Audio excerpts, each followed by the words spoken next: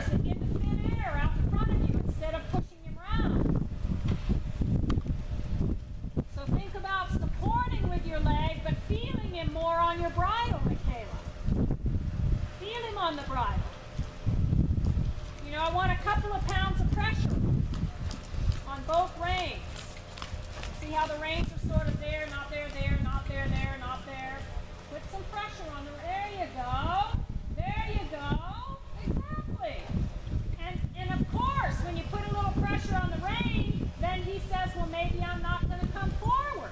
And have you thought about keeping him off the right shoulder? When was the last time you said, hey, let's get this right shoulder up to the outside? It takes all of those things happening. Yes. It takes all of those things happening for the horse to get round.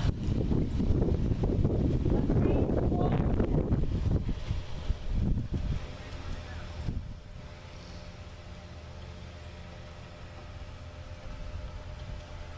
Go ahead and change the rein.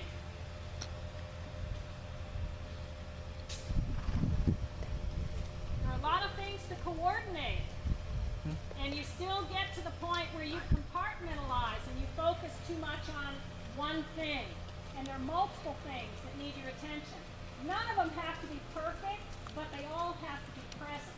You know, you've got three factions. You've got a go, you've got a whoa, and you've got the ability to move the horse left and right. And you focus a little bit on the go, and then you forget about, oh, well, he's supposed to have a little flexion and bending. Or you focus on the flexion and the bending, and then the horse drops off the go part. Or you push him and he's going, but now if you close the rein, instead of yielding to it, he just keeps going. So you've got to find a better mixture and a better recipe, amounts of how much of the go, the ability to ask him for flexion and bending, and the ability to ask him for the half halt. You've got to get the right recipe until the horse gets round. And if you don't have the right recipe, it's okay to experiment. It's okay to say, I'll hold a little more, see what happens. I'll hold a little less, see what happens. So that gives you a clue as to what you need to do next.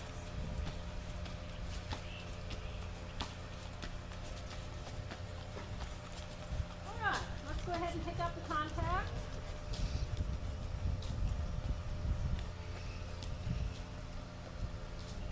Think about what kind of reception you get right when you pick up the contact. You know, does he stay the same speed? Does he slow down? Does he speed up? Does he grab one rein? Does he push to the left? Does he push to the right? And you need to react to each of those things instantly.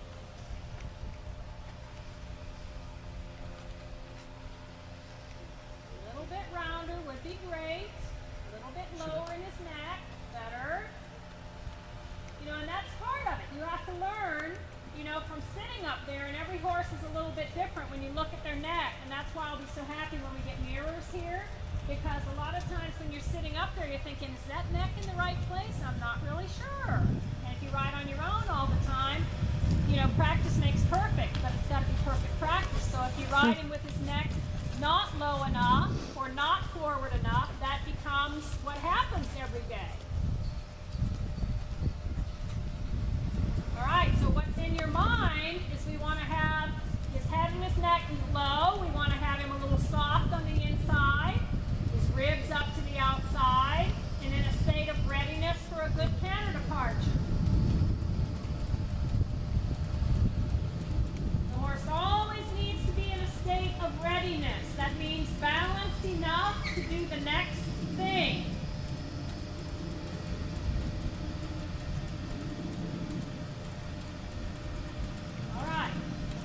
Ready? Let's go to the canter. Good, that was a nice one. Everything's a little easier for him to the left, huh? Your upper body stays really tall, legs long. I want you to think about your knees pointing down to the ground. Just like if you had headlights on your knees, that they should point straight down to the ground. Open up your chest. Push your chest out through the elbows.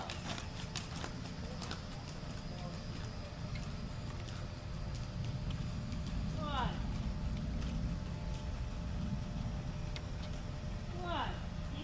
on your right seat bone. Yeah, just organize him and then go again.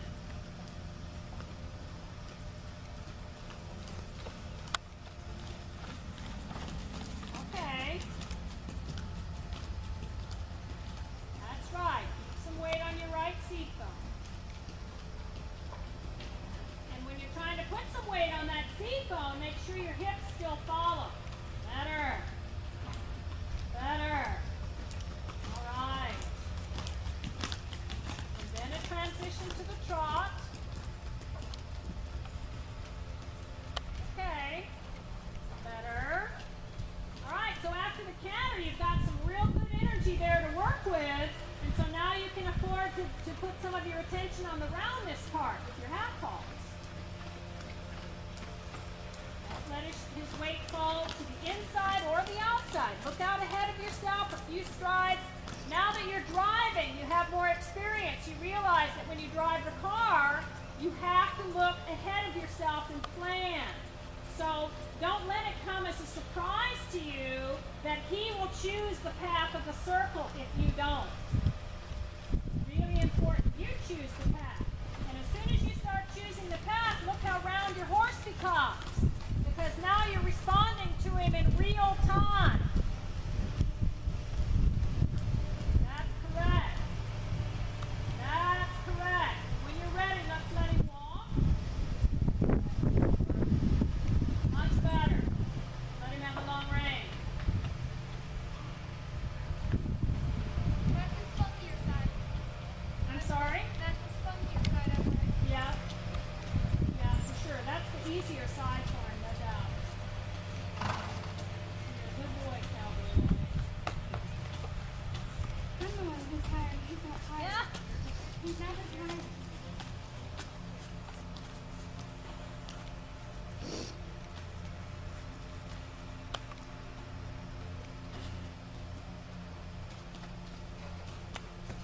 Opening to say, okay, this is the place. Now I don't have to structure you so much, but you also have to give them little reminders so that they never get very far away from that place. You don't have to then clamp down and use, a lot of strength to say, get round. That's the goal, is to make the horse get better when the aids come on, not more resistant. Let's change the rein. I want to go back and do one more right lead canter. See if you can get your departure as clean as the one to the left. So prepare him at the walk.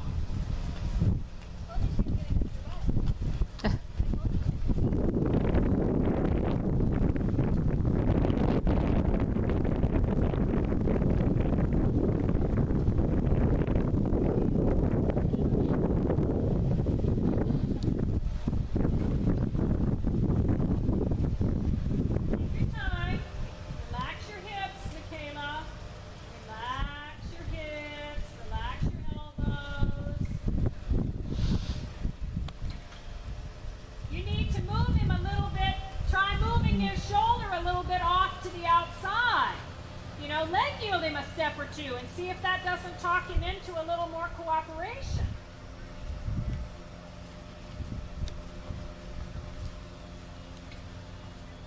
Let your outside leg just stay there in a supportive, steady way. Better. Better. Relax your right hand then a little bit. That's right. And when you ask him for the canter, make sure you have two legs. Because if you just push with the outside leg, he jumps back over to the right. So you've got to make sure you have inner leg on as well.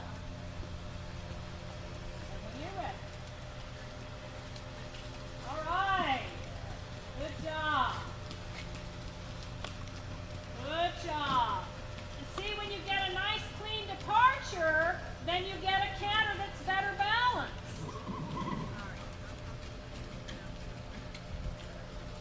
All right. Good job. Then a transition to the trot. Careful not to let him fall on the right shoulder. Think leg yield if you have to. There we go. Keep your outside rein. and leg. See, that's the thing. When you're leg yielding, you're pushing great with your inside leg, but your outside aids are too non-existent. So you have to support him more on the outside. Support him on the outside. A little tweak on your inner rein. See, when you support him on the outside, then his head turns left. And then when you tweak him on the inside rein, his head turns right, but his body goes left. So you've got to find the middle.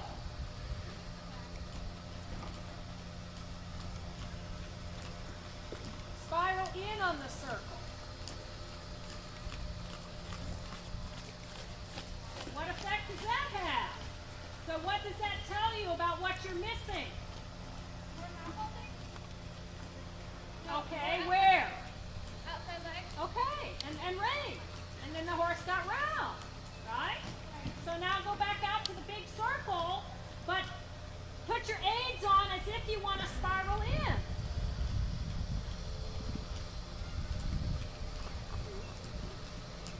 Put your aids on as if you want to spiral in. They have to be that clear. Spiral in. Apple. Yes. Now go straight on the circle. Yes, better. Spiral in again a step or two until he drops his neck.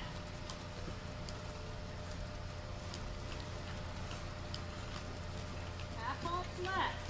Yeah, now go straight on the circle. That sounds funny, doesn't it? Go straight on the circle, but you know what? Yeah. But what happens, now think of spiraling in again after, 3 or 4 or 5 steps. Yes, now straight on the circle.